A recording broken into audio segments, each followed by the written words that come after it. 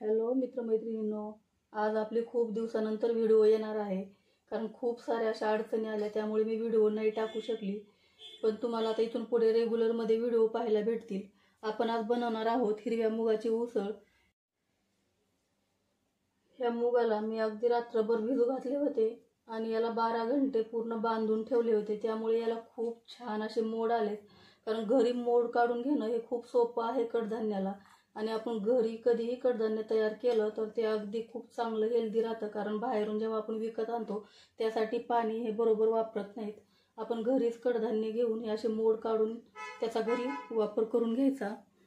या मुगाची आपल्याला छान अशी उसळ तयार करायची आहे आणि ही उसळ खूप हेल्दी व पौष्टिक आहे. चला रेसिपीला सुरुवात करूया. इथे मी गॅसवर कढई गरम करायला ठेवलेली आहे. यातच तेलातल्या चमच्याने अगदी 1.5 चमचा तेल टाकून घ्यायचं. तेलाचं प्रमाण हे मुगाच्या उसळसाठी थोडंसं जास्त पाहिजे. तेल गरम झाले त्यातच एक छोटा चमचा मोहरी टाकून घ्यायची. मोहरी छानशी तडतडली की त्यातच आपल्याला थोडीशी जिरं टाकून घ्यायचे.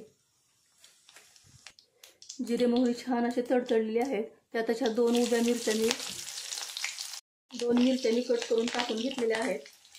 त्यातच एक मोठ्या आकाराचा कांदा बारीक असा कट करून घेतलाय, तोही यात टाकून घ्यायचा आणि अगदी ब्राऊन कलर येऊपर्यंत याला छान असं परतून घ्यायचा आहे. कांदा अगदी थोडासा परतून झालाय. यातच मी थोडासा कढीपत्ता टाकून घेत आहे.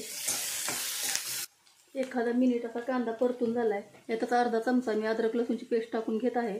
कारण सुरुवातीला जर आपण अद्रक लसूणची पेस्ट टाकली तर ती अगदी कढईला खाली चिटकते. म्हणून कांदा थोडासा परतून झाल्याच्या नंतरच अद्रक लसूणची पेस्ट टाकून घ्यायची. कांदा अद्रक लसूणची पेस्ट अगदी छान अशी परतून झालेली आहे. यात आपल्याला एक छोटा चमचा धने पावडर टाकायची आहे, चमचा भरून. अर्धा छोटा चमचा हळद आणि तिखट तुमच्या आवडीप्रमाणे.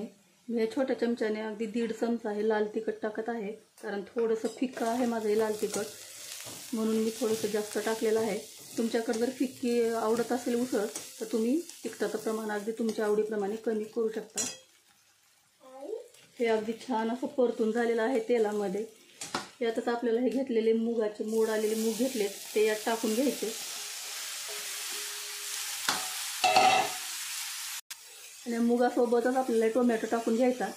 कारण टोमॅटो आणि मूग हे दोन्ही एक सोबतच असं छान तेलामध्ये परतून होतील. आपण अगोदर जर टाकलं तर टोमॅटोची अगदी ग्रेव्ही तयार होईल.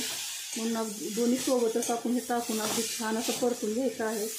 टोमॅटोच्या मध्ये फोडी दिसतील तर दिसायला खूप छान दिसते आणि चवीला पण खूप भारी लागते. उसळ हे आपल्याला छान असे तेलात परतून झालेली आहे. या उसळला लागेल इतकं चवीप्रमाणे मीठ टाकून घ्यायचं. उसळ छान अशी परतून घ्यायची मीठ टाकल्याच्या नंतर. मीठ टाकून परतून झालेली आहे. यातच मी अर्धा ग्लास पाणी घेतलेलं आहे. पाणी आपण यात टाकून त्याला अगदी छान 5 ते 7 मिनिट हे मीडियम गॅसवर आपल्याला हे उसळ अगदी छान शिजवून घ्यायची आहे.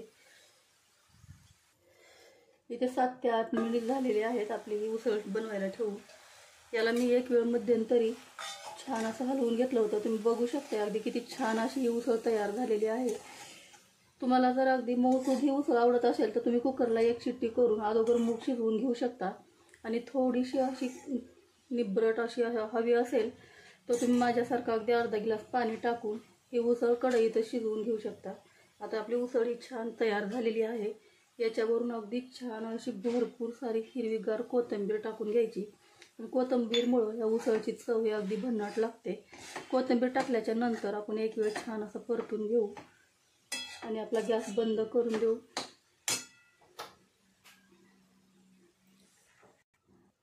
इथे तुम्ही बघू शकता हिरव्या मुगाची अगदी चविष्ट व पौष्टिक अशी उसळ आपली तयार झालेली आहे.